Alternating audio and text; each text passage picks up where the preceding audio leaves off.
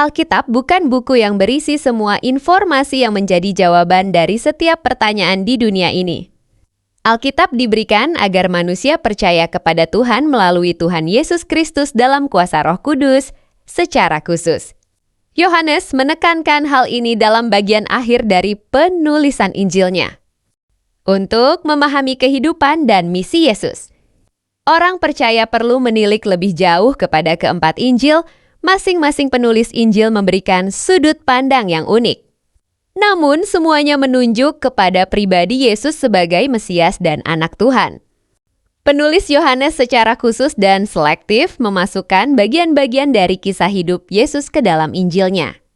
Ia tidak mencatat semua peristiwa yang Yesus lakukan. Bahkan dalam ayat 30, Yohanes menyatakan bahwa ada banyak kisah, tanda-tanda, dan mukjizat yang dilakukan oleh Yesus yang tidak dimuat dalam Injilnya.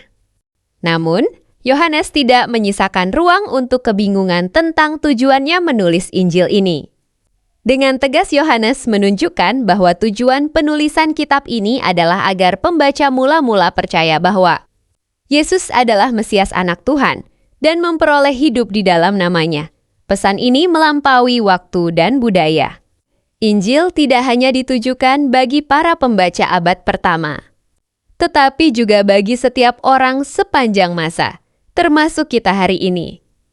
Dengan iman ini, mereka menerima hidup kekal dalam namanya. Tujuan Injil bukan sekadar informasi, melainkan panggilan iman yang menyelamatkan, yang menuntun pembacanya kepada pengenalan secara pribadi kepada Kristus dan kehidupan sejati yang hanya ada di dalam Dia.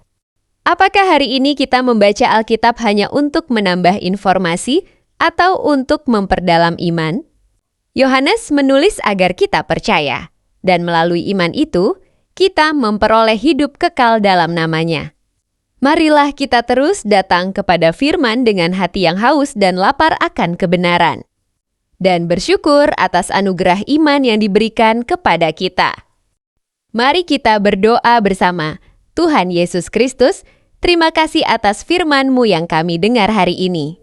Bukan hanya untuk menambah pengetahuan, tetapi Engkau ingin kami datang kepada firman dengan hati yang haus dan lapar akan kebenaran. Ampuni kami jika selama ini kami sering membaca Alkitab hanya sekadar membaca atau menambah informasi. Bantu kami, ya Tuhan, agar setiap kali membuka Alkitab, iman kami semakin diperdalam, sehingga kami semakin percaya kepadamu. Seperti yang ditulis Yohanes, kami mau terus percaya bahwa Engkau adalah Mesias, Anak Tuhan, supaya oleh iman itu kami memperoleh hidup kekal dalam nama-Mu. Terima kasih atas anugerah iman yang Engkau berikan kepada kami. Jadikanlah kami orang-orang yang selalu haus dan rindu akan firman-Mu setiap hari, dalam nama Tuhan Yesus Kristus. Amin.